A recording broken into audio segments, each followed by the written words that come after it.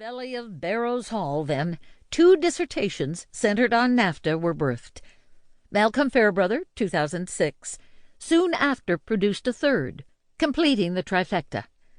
One focused on NAFTA's negotiation and the emergence of ethical trade advocacy. Evans, 2002. The other on the emergence of solidarity among key unions in Mexico, the United States, and Canada in response to NAFTA. Kay, 2004.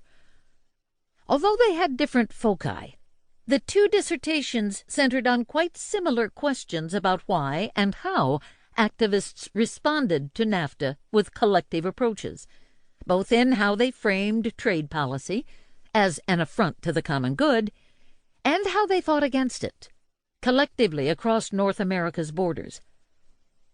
Our common interest in NAFTA cemented our intellectual bonds, but eventually the hours of dinner conversations shifted away from work, leading us both to realize that our relationship no longer centered on a neoliberal free trade agreement.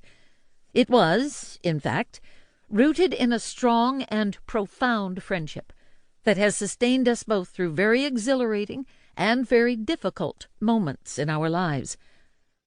It is the kind of friendship that naturally and effortlessly generates family bonds. We are each auntie to the other's daughter, who refer to each other as cousins. It seemed only natural, then, to put the relationship to the test. We decided to join together on an intellectual project. And what better one than NAFTA? In 2004, we began working on what became our 2008 American Sociological Review article on the greening of trade policy. As the endeavor did not destroy our friendship, we decided to continue with the project and produce a book manuscript that fleshed out the nascent empirical and theoretical arguments of the ASR article.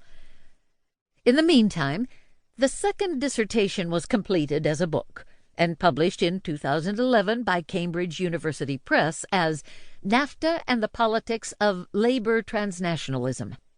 The seeds of the first dissertation remain in this book and have allowed us to produce what we hope are rich contributions to the literature and historiography on NAFTA. It is easy, and perhaps tempting, to focus on the unique historical and political moment in which this book emerges, and to miss how NAFTA actually shaped the decades leading up to it. As the final touches were made to this book, NAFTA became repoliticized. It was a central issue in the 2016 presidential primaries and election. Trade in general, and NAFTA in particular, is a dominant focus of the 45th U.S. president. Given how large the current political moment looms, it could easily distract from the larger and more general point of the book, which is primarily about democracy, not trade per se. For the last 25 years, trade has been a proxy for the decay of democratic institutions and practices, and an epicenter of the battles to preserve them. NAFTA, then, provides a lens through which to examine how the state attempts to thwart democratic interventions in policy formation. At the same time, the NAFTA case reveals how activists skillfully develop and deploy strategies in order to mitigate the effects of state institutional closure and influence state policy. The argument, therefore, resonates regardless of the outcome of the 2016 election.